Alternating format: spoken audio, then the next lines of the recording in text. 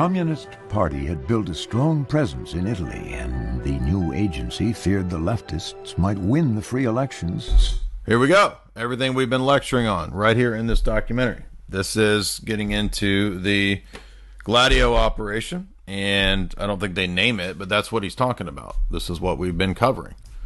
This is when William Colby goes and sets up the connections with the Vatican Bank. He goes and meets with Pius XII.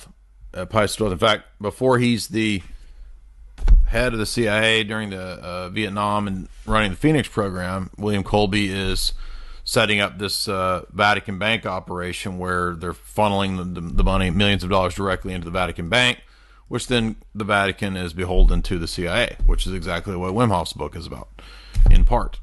So, again, Chuck Heston, my ultimate vindication, Chuck Heston. Scheduled for that spring. It was perfectly reasonable for the United States to fear that Stalin might have a master plan in which he was going to use the Communist Party in Italy and the Communist Party in France to take over those two countries. He wasn't, but... Oh, he wasn't. See? Oh, so you see, the auspices for which Operation Gladio comes to be is not true. In other words, fake intelligence. Have we ever had instances where there's fake intelligence? Oh, you mean like every war, basically, right? Saddam's weapons of mass destruction, fake intelligence, right? The secret army is set up with Vatican via Vatican Bank funding, via Opus Dei funding, via CIA money, using the P2 lodges, Operation Gladio, all based around what you just heard him and MI5, MI6 historian Christopher Andrews say. Oh yeah, well, Stalin wasn't actually planning to do that. He wasn't planning to invade Europe. But they scared everybody into this. And I'm not saying communism was good, but I'm saying that you understand that this put everybody into the camp of serving, ultimately, not freedom, not liberty, but serving moneyed oligarchs. The United States had no means of knowing it. The Italian communists were being financed from Moscow. Armed with cash, the CIA went to Italy determined to outspend the Russians. Armed with cash. That means William Colby going to the Vatican Bank. That's what that's talking about in code. In normie speak. Chuck Heston is giving you normie speak. Politicians, newspaper publishers, and election officials were bribed. Yeah, that's exactly what William Colby did. This is why. So William Colby's running this in Italy. He's basically the CIA's guy in Italy at this point. And then he becomes, graduates to run the CIA and the whole debacle of the Vietnam War. The relationship between the CIA and the Pope was one of the greatest alliances of all time. Reagan had a deep conviction that the Pope would help him to change the world and to end the Cold War. More certain common goals were established. The president and the pontiff had proclaimed that they stood in opposition to abortion.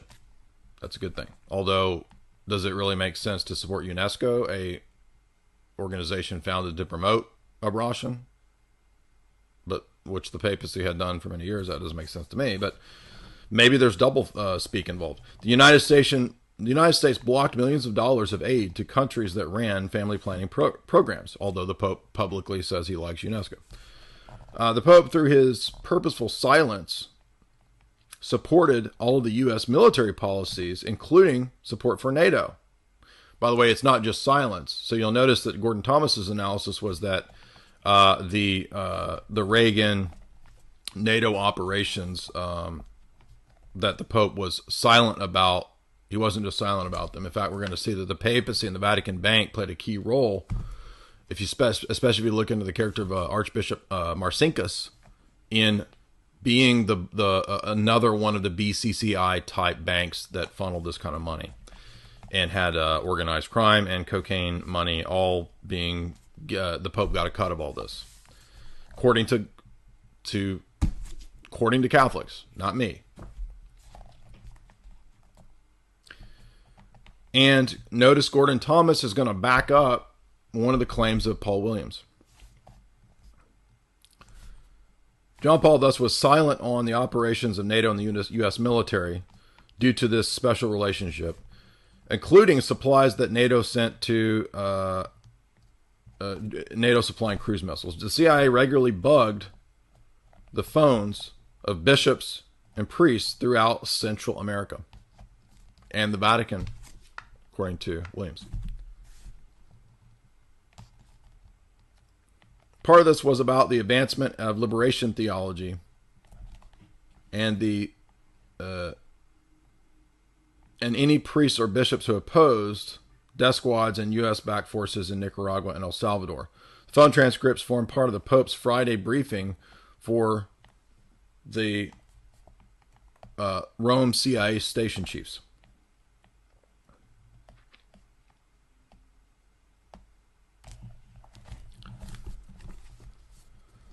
And then lastly,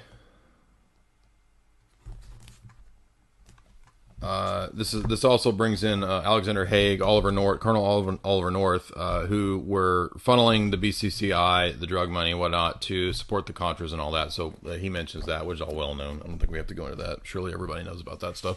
Although I'm sure that a lot of young guys probably don't know about that. All right, so we can understand the clear relationship between John Paul II, President Reagan, and the CIA under the auspices of the Cold War. Now, I want to be fair.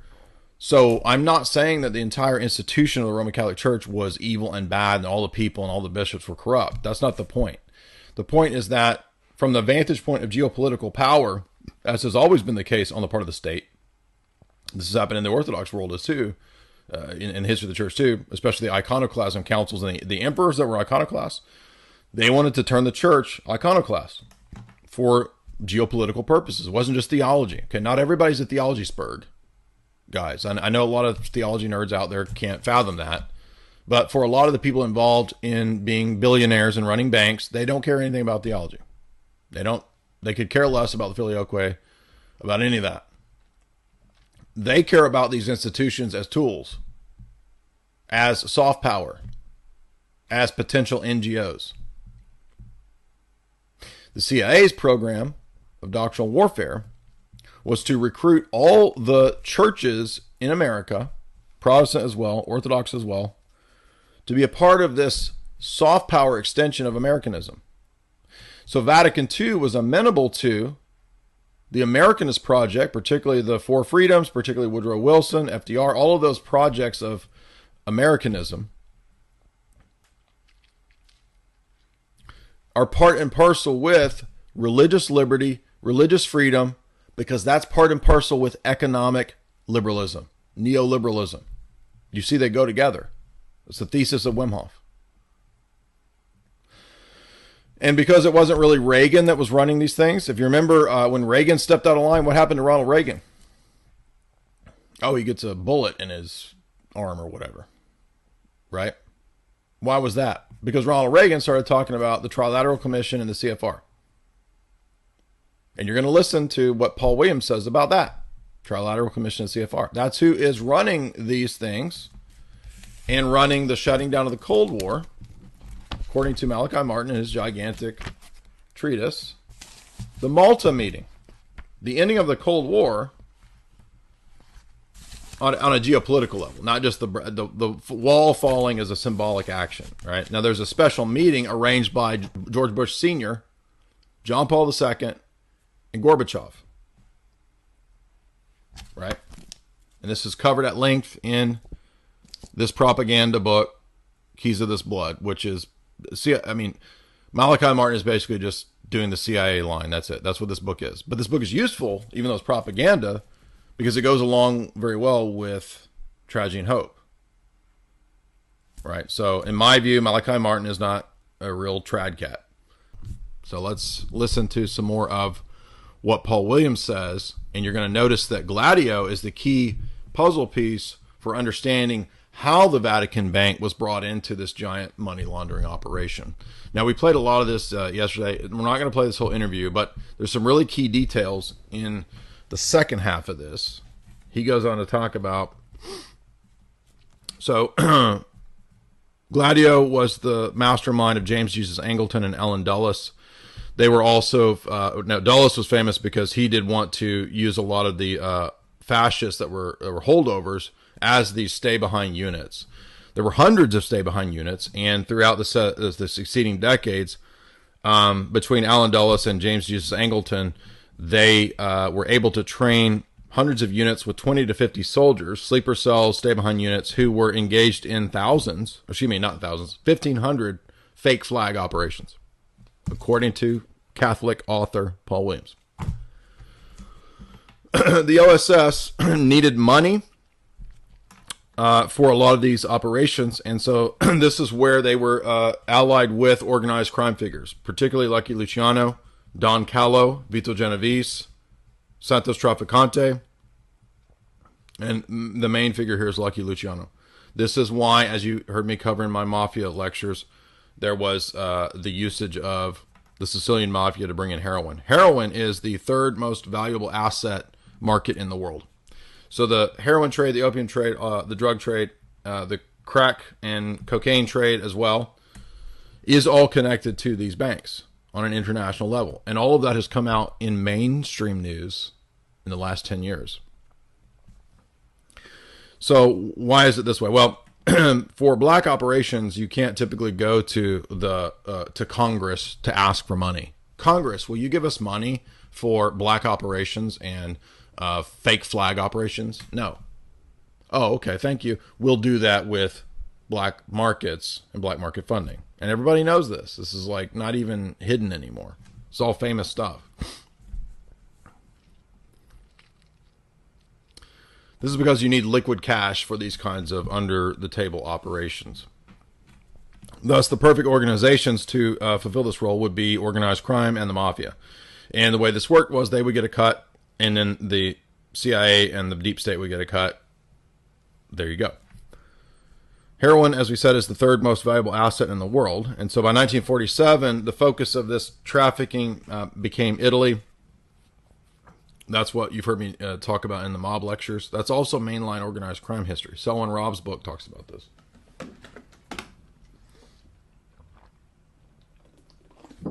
I need my sipping jug. Pius XII, at this time, was worried about the popularity of communism in Italy. Now, I am not pro-communist. Communism is terrible. And the whole point of the lectures that we've been doing recently are about Fabian socialism, which is communism, socialism allied to capitalism. It's a version of the third way synthesis. I think these are all bad. Okay, so if you're listening to this, he's a socialist, he's a commie. No, I'm not. What are you talking about? We're up here lecturing against socialism, communism all the time. Oh, then you're a capitalist, Protestant work ethic. No, I'm not. I don't like that either. But Pius XII was worried about communism and the overthrow of the papacy and its influence that was already waning in Italy. And so he has a meeting with James Jesus Angleton and Bill Donovan. William Colby was also stationed in Italy at this time as an important CIA asset, although Colby is not director yet. So Colby is not the director yet, but this is where he appears to have been involved in some way, probably with the early stages of Gladio. So the West, CIA, and the Vatican wanted to support the Christian Democratic Party, and $42 million initially at this time is laundered through the Vatican Bank to support and prop up the Christian Democratic Party, which will support the papacy against the communists. Now, I don't fault the Vatican or the West for wanting to not have communists running things. The problem is that if you're going to use a bunch of drug money, that's the problem, okay? At this time, $20 million would personally go into the Pope's personal coffers by 1950. Thus, the Vatican-CIA link was solidified from this time period on, from 1947 to 1950, in regard to the Italian elections. And this is actually mentioned in the Colby documentary. So Colby is there involved in this, for sure. But you got to read the Williams book to get like the real details as to And he's gone into the declassified documents, so he's not just theorizing. This is based on declassified documents. There's also a weird deal that was struck at this time, which I never heard of this until now in regard to the Williams book, but I don't know much about this, and maybe some of us will never know much about this, but there was some sort of deal struck where the Vatican would allow the CIA to use its archives to store materials. And I don't know exactly what that means or what it refers to, but it seems to have something to do with nuclear war and nuclear secrets, supposedly. So let's go to about 23 minutes in.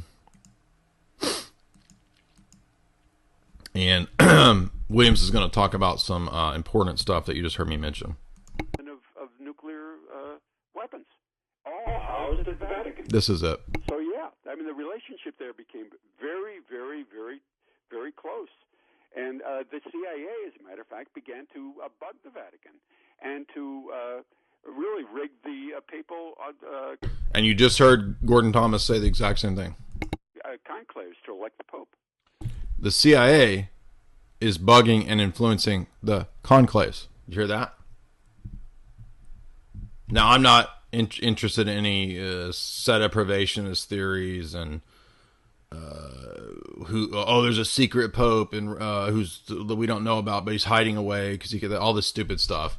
The trad myths, that's all a bunch of myths. But it's interesting that, well, there is influence in terms of who's elected. And guess what that means? That means it's not the Holy Spirit electing the popes, is it? It's the geopolitical powers electing the Pope, dummies. Initiate false flag attacks anywhere? Oh, are you kidding me? Well, that in Italy, what they wanted to do is they wanted to make the communists look like murderous barbarians. So, what they would do is they would like plant a bomb in some place. A bomb would be detonated, and they would blame it on the Red Brigades. From January the 1st, 1969 to December 31st, 1987. Once again, this is all part of Gladio. 15,000 false flag attacks were monitored by the CIA and blamed on the commies. The most noted of these attacks were probably Piazza Fontana and Brescia, and of course the Bologna bombing. But it was very common. People grew to hate the communists because, so many civilians were being killed. Now, commies are bad, but this is also bad, right? And they're using these absolute loons out of the P2 Lodge and these soldiers that they had trained for these black ops to do this stuff.